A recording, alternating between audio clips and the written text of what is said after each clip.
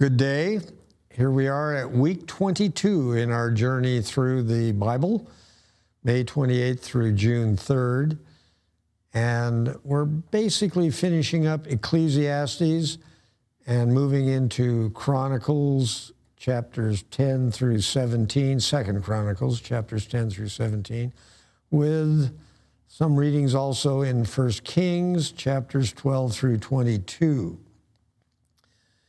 And we'll begin by concluding our discussion about Ecclesiastes.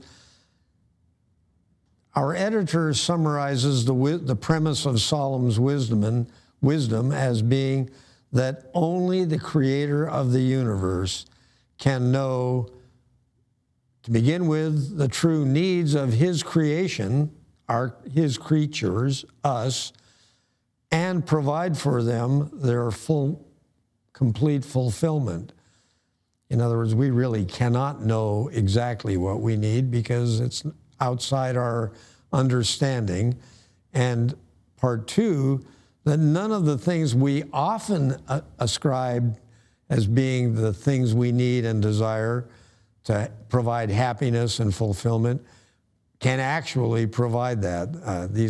These specific ones are not denounced, but reported as unsuccessful. Wealth, power, pleasure, popularity, and knowledge, all those are found in Ecclesiastes to be not the meaning of life.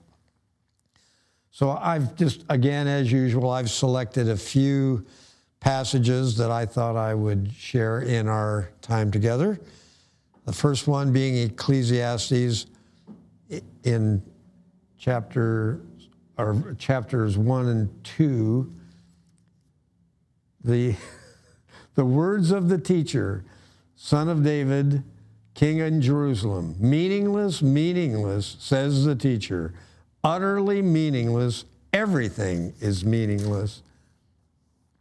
Well, that's not a very encouraging bit of information, but nonetheless, that leads us to what I thought was a rather insightful conclusion. This is in chapter 3, verse 22.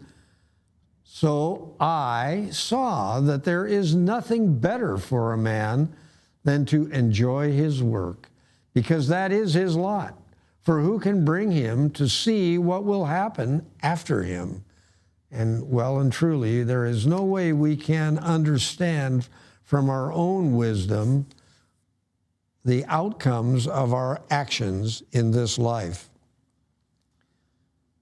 And moving right along to Ecclesiastes 8, verses 6 through 10. Whoever loves money never has enough. Whoever loves wealth is never satisfied with his income. This too is meaningless. As goods increase, so do those who consume them. And what benefit are they to the owner, except to feast his eyes upon them?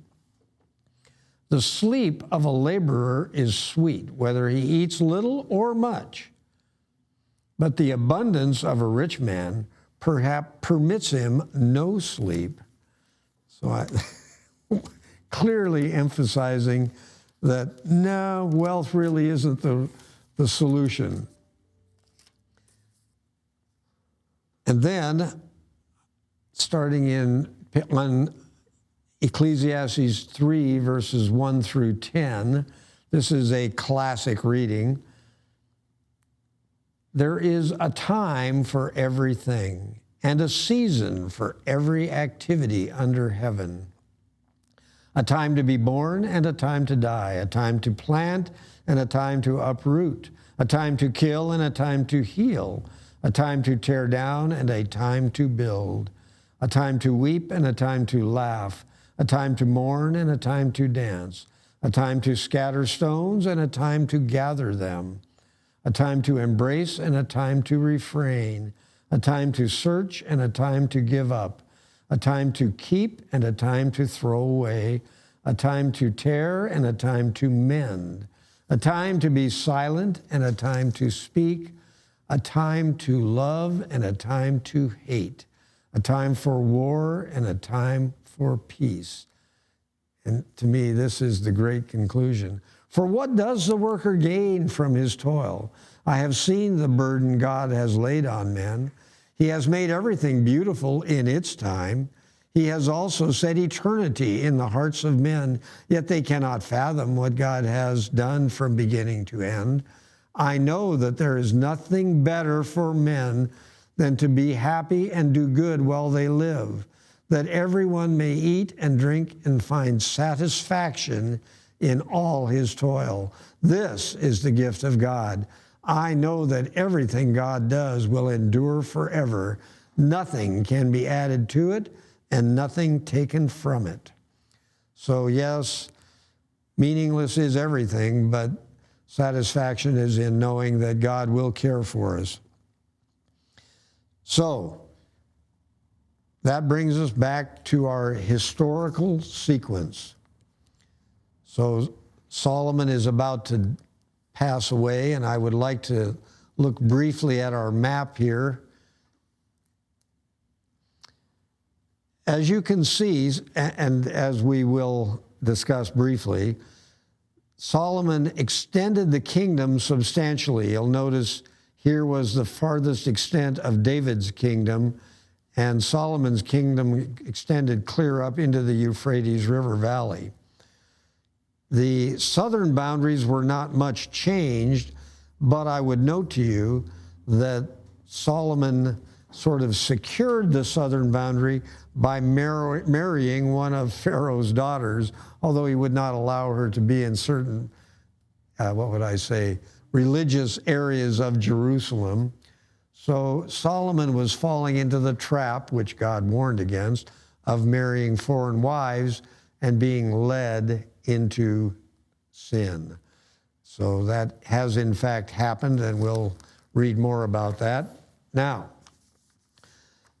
So anyway, after many foreign wives and some idolatrous acts produced by the marriage of those wives, Solomon ends up, while he's still alive, putting Jeroboam, his son, in charge of all the workers on the temple from Ephraim and Manasseh. Those were the sons of Joseph, and did the work well. Ahijah, the prophet, met Jeroboam. I'm sorry, I said that was his son. That isn't true. But nonetheless, he was the man who was organizing all of the work on the temple. And Ahijah, the prophet, met him, and he was wearing a new cloak. He removed the cloak, tore it into 12 pieces, and said to Jeroboam, "Take 10 parts for yourself of the 12, meaning there were 12 tribes, 10 of the tribes. Those tribes were to be Jeroboam's kingdom. So somehow Solomon learned of this and tried to have Jeroboam killed. So Jeroboam fled to Egypt. So we're off to a great start. Then Solomon's son, Rehoboam, was made king at Shechem, which is well north of Jerusalem. And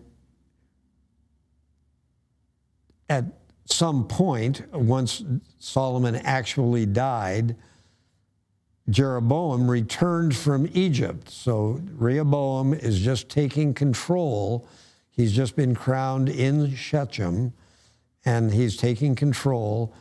And Jeroboam returns from Egypt, and he's seems to be kind of a spokesman for the people who are requesting that Rehoboam, if you will, lighten up. The people are basically saying, your dad was tough on us, you need to lighten up.